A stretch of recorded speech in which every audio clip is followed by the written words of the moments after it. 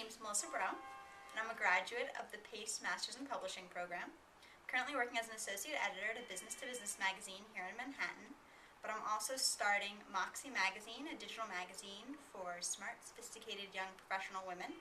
And we officially had our soft launch August 2010.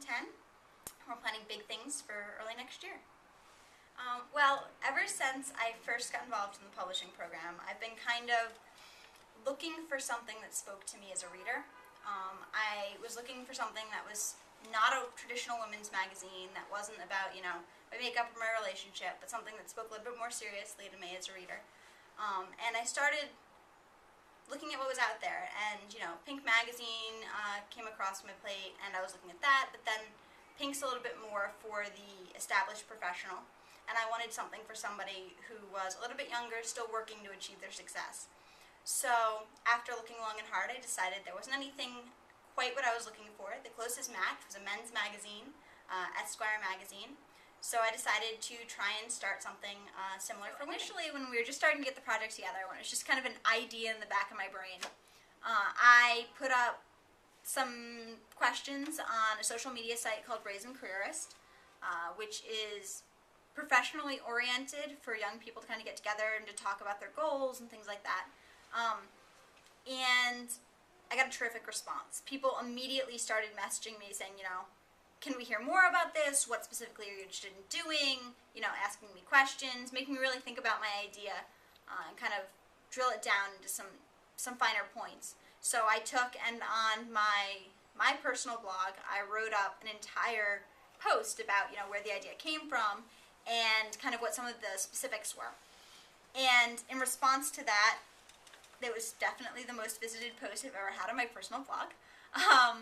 In response to that, I had all these women step forward and say, I want to get involved. And, the outpouring has just been insanely ridiculous.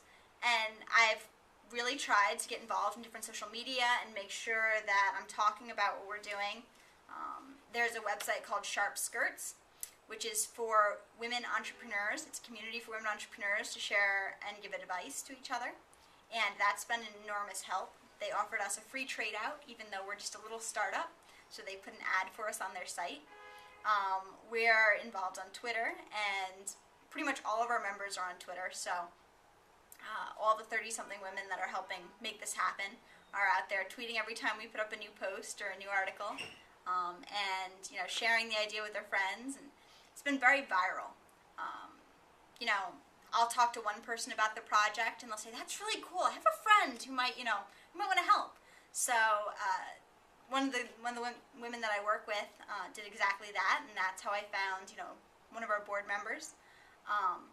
We have, structurally, we're set up so that it's me acting as publisher. We have a managing editor who I've never met, who is based in North Carolina, but goes to school somewhere out in the Midwest right now. And so we're completely location independent. Our web design team was out in San Diego. And so it's me as publisher, our managing editor, and then we have right now 3 board members who kind of are major consultants. So whenever we're making like a major decision, the 3 of us kind of sit down, we have a powwow, and we talk about it. When it came to starting to write our business plan, I thought I'd have everything under control because I've written them before. I had to write some as part of the program here. The biggest difficulty for me in writing a business plan is doing financial projections, because while I've learned how to break down what we need to make in order to meet cost, I have trouble figuring out whether or not we're going to be able to make those numbers without actually doing it. I'm not very good at sitting down and figuring out, okay, we're going to make X this week and X that week, and yeah, we're on target. So I need to get better at that. It's been a really collaborative project because I, reached out, and we had all these people involved, and so I started emailing people. And if I don't know the answer, I find somebody online who does, and I email them and say, hey, this is what we're doing. Do you want to get involved? Do you want to help out? I have a question for you. I have 2 questions for you. Would you take 5 minutes just to answer those 2 questions? And I've had people from media agencies step forward with stuff to read about digital ads. I've had companies the web design company out in San Diego stepped forward and volunteered to do all the design for free. How are you planning on monetizing this online magazine? Well, I thought long and hard about this. While I was in the PACE program, my thesis was on digital magazines, and I looked at a lot of what other companies were doing. And really, I think the future of magazines is to diversify their revenue streams, and they're not going to be able to stay sustainable if they continue to rely solely on advertising. Advertising's great. When the money's there, the money's there. When it's not, it's not. So we're looking at examples of print magazines like The New Yorker, which has its cartoons and its cartoon books. Real Simple, which is doing all sorts of recipe books and how to organize your home, tips for cleaning things. And then there's websites like the Envato Network, which maintain a whole network of blogs and sell ebooks and things that their readers can use to better their own lives. So we want to take those models and use them for a digital magazine, because I think that they're all real revenue streams that will feed into making a much more sustainable business. More specifically, what we're looking to do to diversify our revenue stream is we're starting with products like Zazzle.com, and they allow you to customize your own products and sell them for a percentage of the profit. They'll basically print-on-demand products, so everything from t-shirts to mouse pads to mugs. And then we're using magcloud.com. We hope to use it in a little bit of an untraditional way, something a little bit other than the way the original founders probably intended. But we want to take a collection of relevant articles and basically create an ebook based on our content and sell it in a printed format through magcloud.com. And then we are also going to create ebooks, and I'd love to hold real-life conferences and events. We're already talking about doing some meetups.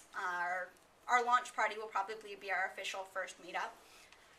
And hopefully, all those things combined will create a sustainable plan that will allow us to grow the business and become a real magazine with full-time staff. It's been a really interesting experience.